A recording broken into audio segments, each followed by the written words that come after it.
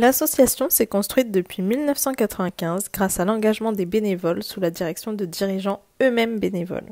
Ces dirigeants veillent au respect de l'association, des normes de sécurité, des statuts, du règlement intérieur, de la loi, des réglementations internationales et du bien-fondé des actions de l'association. Le bénévolat est la situation dans laquelle une personne fournit gratuitement une prestation de travail pour l'association. C'est un engagement libre et sans contrepartie dans l'intérêt de l'association. Le bénévole s'engage de son plein gré sans percevoir en retour le moindre bénéfice personnel, autre que le sentiment d'avoir participé à la réussite de projets humanitaires. Il est libre de se retirer quand il le souhaite de son engagement. Espoir pour un enfant accueille le bénévole. Elle l'informe sur les finalités de l'association, le contenu du projet associatif, les principaux objectifs, le fonctionnement et la répartition des principales tâches. Elle lui confie, en fonction de ses besoins et de ses compétences, des activités au regard de ses motivations et de sa disponibilité. L'association le guide et l'accompagne dans ses missions en assurant l'adaptation aux tâches confiées par des moyens pertinents. Elle facilite les rencontres avec les dirigeants, les autres bénévoles, les usagers ou membres bénéficiaires. Les bénévoles sont de véritables ambassadeurs qui organisent des événements et des actions. Les membres bénévoles actifs ou adhérents sont principalement parrains. Les membres bénévoles bienfaiteurs de compétences, d'honneur, de droits, etc.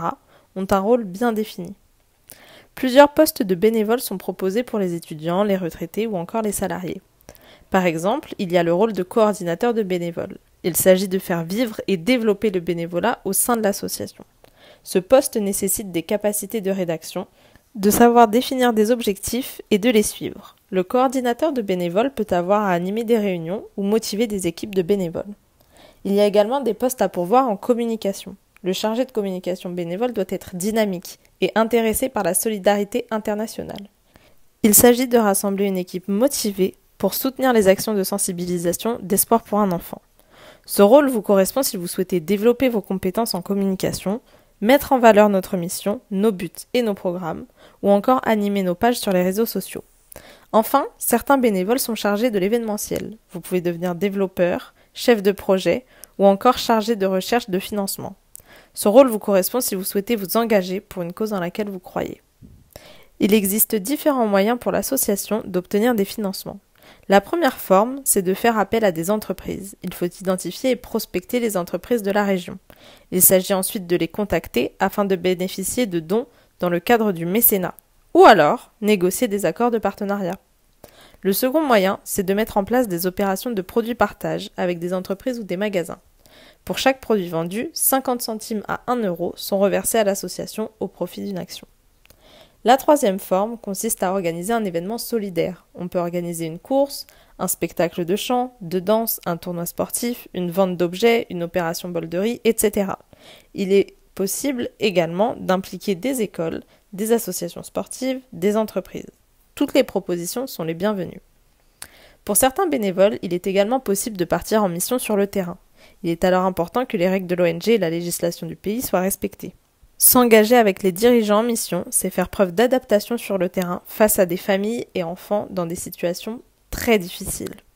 Aux côtés de professionnels de mission, le bénévole va observer, analyser la situation de familles, d'enfants, de centres. Il va ensuite s'investir dans la réalisation de projets. Il pourra témoigner de ce qu'il a vécu auprès des sites sociaux dans l'unique but d'aider l'association à trouver des fonds pour créer ou pérenniser ses projets. À son retour en France, le bénévole pourra créer des projets, solliciter des mécènes ou des connaissances. Alors vous avez envie de vous engager pour une cause dans laquelle vous croyez ? Vous avez un talent, des compétences, des idées, un réseau, du temps libre et l'envie de donner à chaque enfant les moyens de construire sa vie ?